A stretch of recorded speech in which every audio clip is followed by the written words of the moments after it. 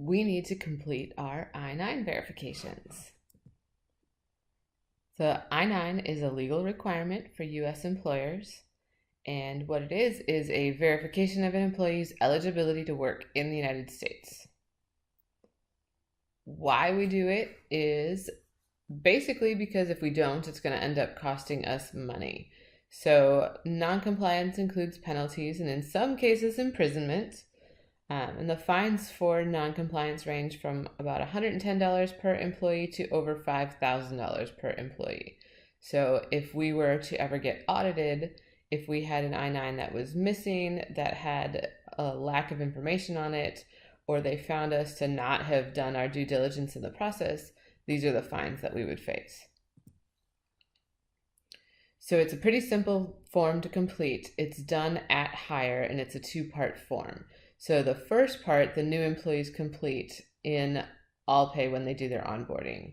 The second part is our responsibility. So within 3 days of hire, we need to complete the employer section, and we complete our section in AllPay.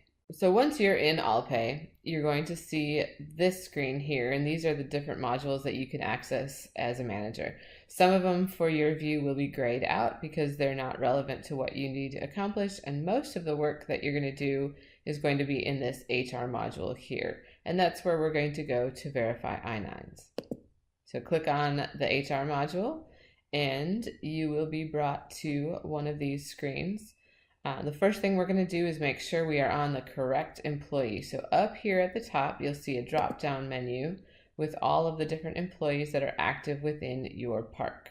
So select the employee on whom you need to work, and then right here, make sure that the HR bubble is dark, and that will be indicating that you are on the HR side of this particular module. And then in all these different tabs, some of them will be grayed out for you.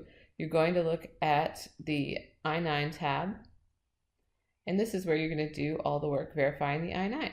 So the employee has filled out her section. She did this at hire, so we can see that her I-9, and it'll say scan of signed part 1 only, is all complete. She indicated that she's a citizen of the United States in this case, and now our work begins. So on the I-9, we're required to verify eligibility to work in the United States, and the government dictates how we can do that. We're going to look at the employees' identifications in order to prove that they're eligible to work in the United States, and this is where we're recording that information. So there's a couple of different options to get that information from the employee. So the government says that we can use this list. And on this list, they can give you a List A document, for example, a U.S. passport. And if they give you a List A document, then they are no longer required to give you anything else. If they give you a List B document, such as a driver's license or a state-issued ID card, then you're required to have a List C document as well. So, for example, a Social Security card or a birth certificate.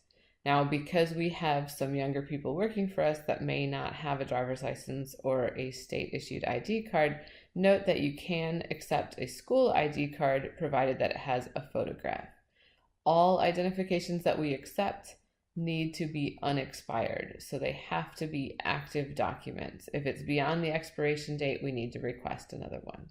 So we're going to look at those documents in person, so have the employee hand it to you, take a look at it, and then as we do that, we're going to go back in here and complete the section that corresponds to the identification that you looked at. So for example, if we saw a List A document, we can come right here to List A, and we're going to fill in this first section. So the document title might be a passport. A lot of times it's going to pre-fill in who the issuing authority is, because depending on the document title, the issuing authority is going to be very specific. We'll enter the document number. Passport numbers are usually found in the upper right corner of passports, for example, and then the expiration date. And a passport will, in fact, have an expiration date. If someone gives you a driver's license or a school ID or something else that qualifies as a List B item, you go down here and complete the column for the List B document, including the issuing authority, which is maybe a school district or a state. the document ID number. So something like a driver's license or a state issued ID will have a document number, but a school ID may or may not print it on it, and that's fine. And then any expiration date that's present on that identification. And again, if they choose list B, then you have to include a list C document. So then you'd come in here and select, let's say they gave you a social security card, and fill out the corresponding information. Now, in the case of a social security card, there is no expiration date, so you'd leave that section blank. Once you've completed the identification information, scroll down a little ways. We will input in this box here the employee's first day of employment, and then check this box here, and depending on who's logged in, it will complete your information for you.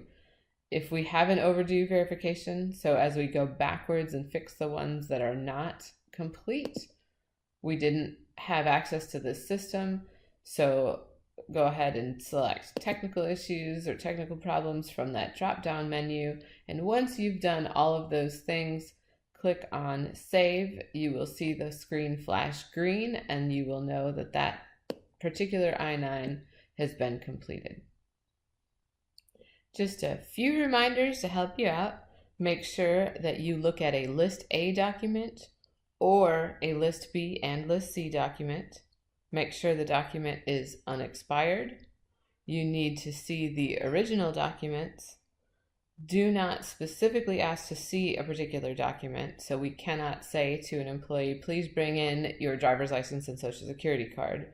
We need to say instead something along the lines of, we'll need to complete your I-9 when you start work. Please bring any ID from List A or one each from List B and List C.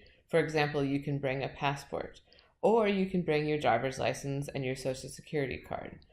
I know it's a complicated thing. People have trouble remembering it. So when we say List A or List B and List C, it doesn't mean anything to them. So be realistic in the way you communicate, but give examples of things that they could bring instead of requiring that they bring specific things. And if you have any questions or need any help or want to go over this again, you can email me.